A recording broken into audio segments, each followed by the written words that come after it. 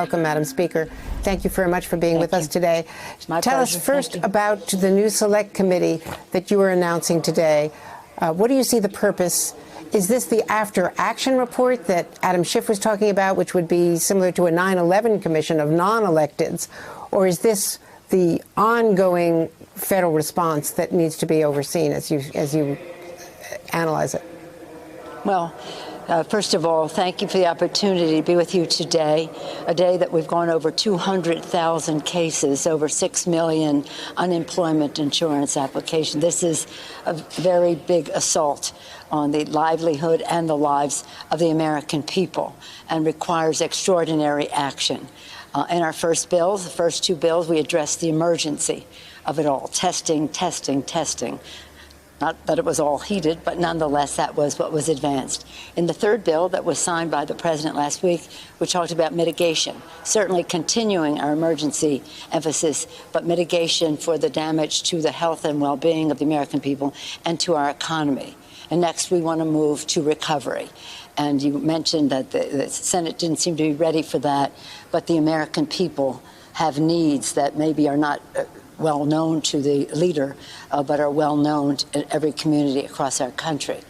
So the reason I announced this committee, this House Select Committee to address the coronavirus crisis, is so that we can, in the here and now, address as we go forward with transparency and accountability.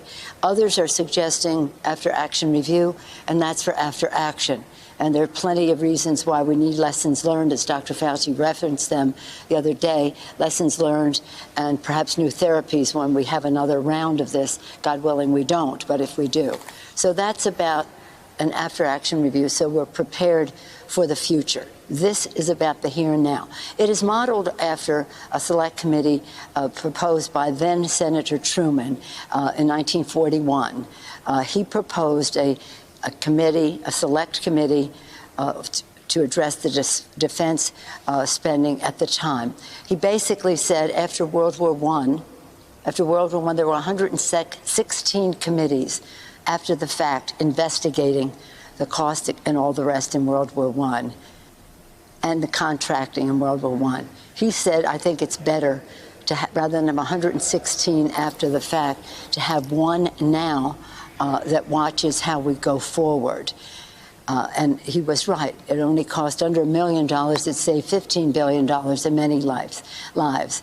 He said that was what it was intended to do, and it did just that. So we think that it would be very important with transparency, bipartisanship, accountability, that we proceed all together in a way that unifies our country, addresses the concerns that we have about the health and well-being of the American people, the safety of our workers who are meeting their needs, as well as the impact on our economy. I'm very excited about it. It was a good model from the Truman era during World War II, so to watch out for the contracting and the rest then. I think it's something that should be welcomed by the Republicans and the administration as we deal with elements in our economy as we go forward. Hey there, I'm Chris Hayes from MSNBC. Thanks for watching MSNBC on YouTube. If you want to keep up to date with the videos we're putting out, you can click subscribe just below me or click over on this list to see lots of other great videos.